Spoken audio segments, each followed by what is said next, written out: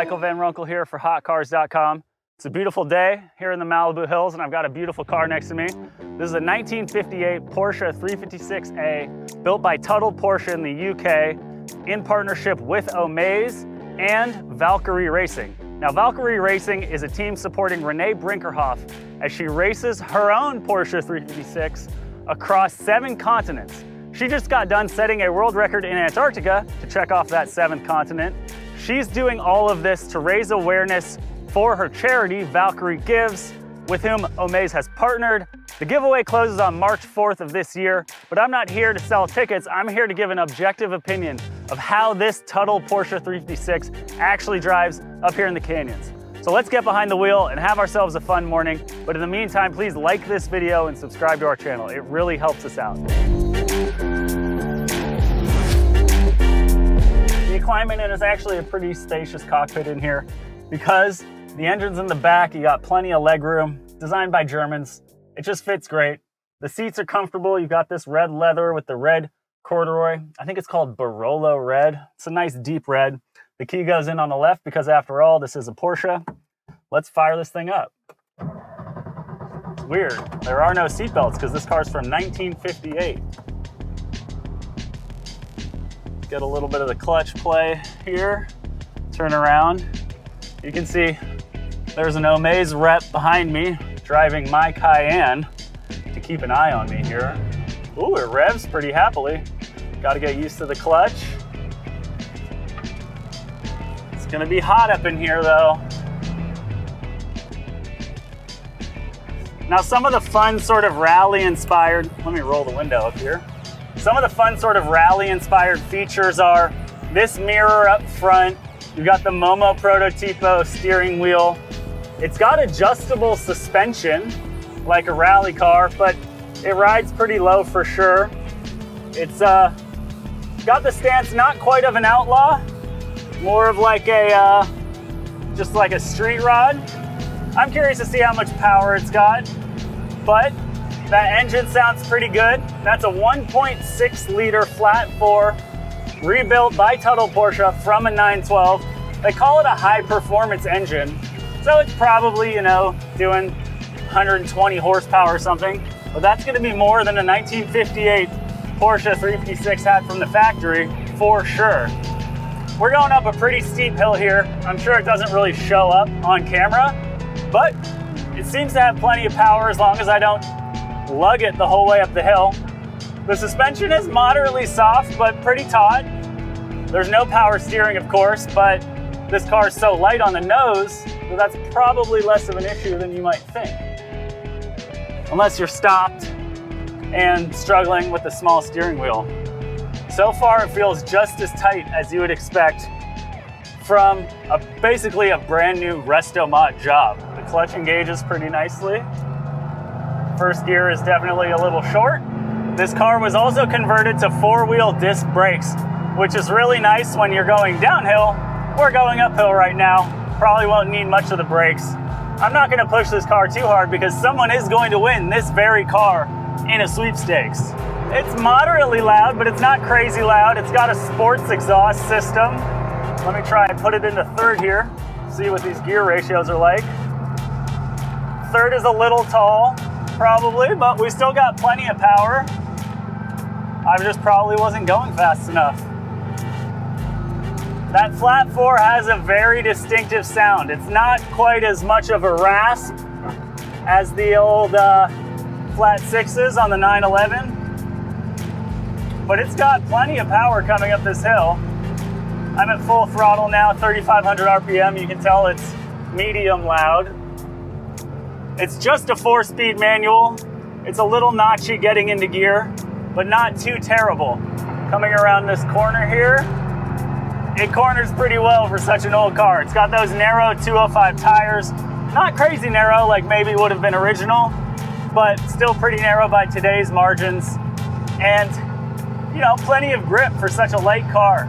I would guess this thing weighs around 1,900 pounds, which is, you know, very light. It's definitely hard to imagine driving this car across the East African Safari Rally or across Antarctica with tracks and skis on.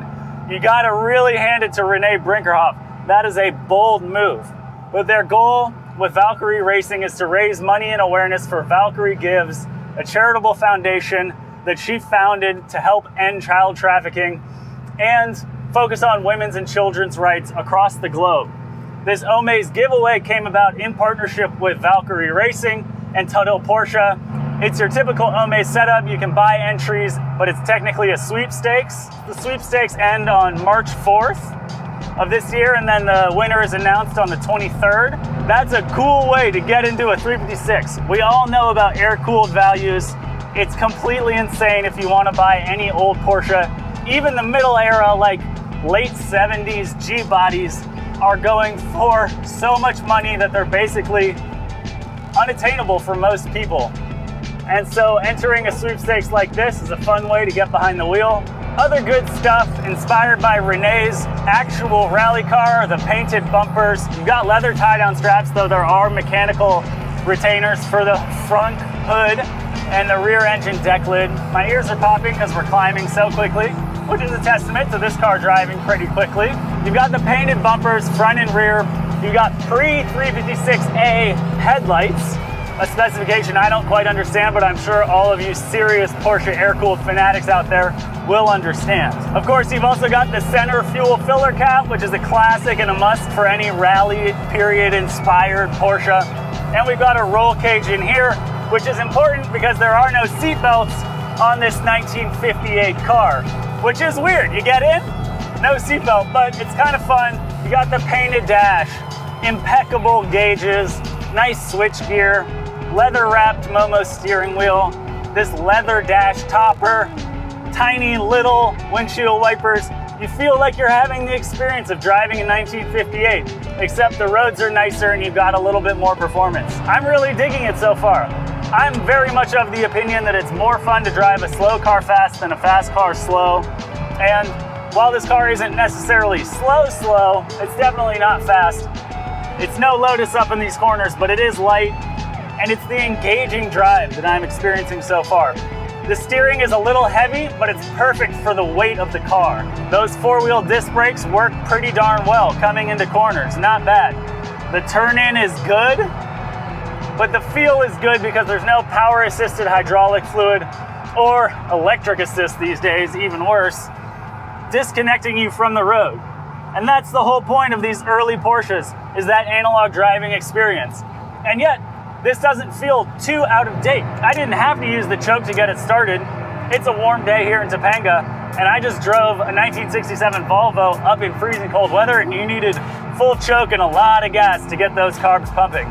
This thing has an immaculate engine bay, as you would expect from that rebuilt 1.6 liter flat 4, sourced from a 912, and everything else about it is pretty much perfect. It's exactly how I would do a 356 because it's not outlaw style. You're still retaining the original spirit of like a period gentleman rally racer, except in this case, Renee is a period gentlewoman rally racer, and she's doing awesome things. The fact that anyone would put tracks and skis on a Porsche 356 is absolutely crazy, and yet she went down and set a world record in Antarctica. Imagine how many pulls of the choke it took to get started down there. The suspension is taut, but not too tight. I don't know what settings they've got it on, but I imagine they've got it not quite fully firmed up.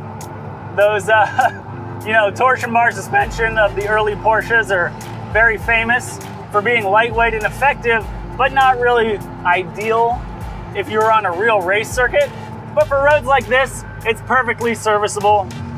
And again, I just don't feel like I'm in any way out of control driving here through the canyons. It's just a ton of fun to drive. You got those high sidewall tires so you can feel it a little bit leaning, but the body roll is minimal. The brakes work perfectly well, and you can give it a little gas coming out of the corner too. It's a little bit of a bumpy road, but the suspension is just gobbling it up. I'm really enjoying this. It's got that floor hinged accelerator pedal, which I like, but it does take a little bit of getting used to the floor hinged brake and clutch pedal of these old Porsches. Still, that's just something you'll get used to driving these cars more. Here we go, coming over a little rise. You don't hear much of the creaks and rattles that old cars tend to have. You do get a little bit of air noise, and if I was not filming right now, I definitely have the windows down. No, we do not have air conditioning in this thing, unfortunately. Of course, you can always pay $1 million and get AC installed. I've actually seen an electric system that goes in the front trunk. You have to get an upgraded alternator in the rear, and then you can have electric AC under the dash, and it's not even that ugly. But, you know, this thing's just for Sunday cruising, and if you're not filming, you can just roll the windows down and be perfectly happy, as long as it's not too hot of a day. No trouble getting into first while rolling like so many Porsches do. First gear is definitely a little short because you want to get it rolling. Now we're accelerating pretty good. Not quite going up to red line. Third. I'm not going above 4,000 RPM because I want to take it easy on this car. So here we are, the speedometer, which works, says we're going about 55 on Mulholland. The exhaust is not too loud. We're at 3,500 RPM or just short of that. There's a little bit of wind noise, but that's to be expected in a car this old. And I feel like I've still got plenty of power if I give it a little throttle. And then you get that rolling sensation of the carbureted engine once you let off the gas. It's a smooth, well put together car. Tuthill did a great job with this thing. I'm impressed for sure. Even that sort of old squashed bug aesthetic does not apply here. This thing looks perfect. The stance is perfect. Those polished wheels, again, sort of racing inspired, perfect. Let's pull over here and call it a day driving this incredible Omaze Tuthill Porsche. Here we are. Wow, what a car. So much fun. I'm gonna let it idle here just for a minute and let it cool down for a moment, but I'm just blown away. It's incredible to see what Porsche was able to build in 1958 with, of course, a little bit of period modification to make it more comfortable today. Let me turn it off here. It dies pretty quickly. Pull on the e-brake so we don't roll away. Let go, and we're good. I'm enthusiastic about Porsche 356s now. Can't wait to get my 914 running, but that's still definitely a work in progress. Overall driving impressions are very good.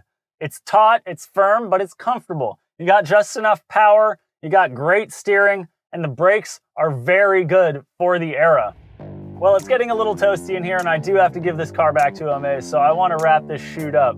I hope you learned something watching this video of me driving a 356 for the first time. And it's extra fun because you can go to the Omaze website and buy tickets to the sweepstakes and maybe win this thing. Is it fast? Not really, but is it a lot of fun to drive? Definitely. And I totally understand at least some of the Porsche air-cooled market, let's say. And appreciation will be a factor for anyone who takes this thing home. I want to thank you for watching. Big thanks to Omaze for letting me drive this Tuthill 356. Good luck to Renee Brinkerhoff in all her endeavors now that she's driven on all 7 continents. What's next? And thank you for watching. Once again, before you sign off, please like this video and subscribe to our channel. It really helps us out.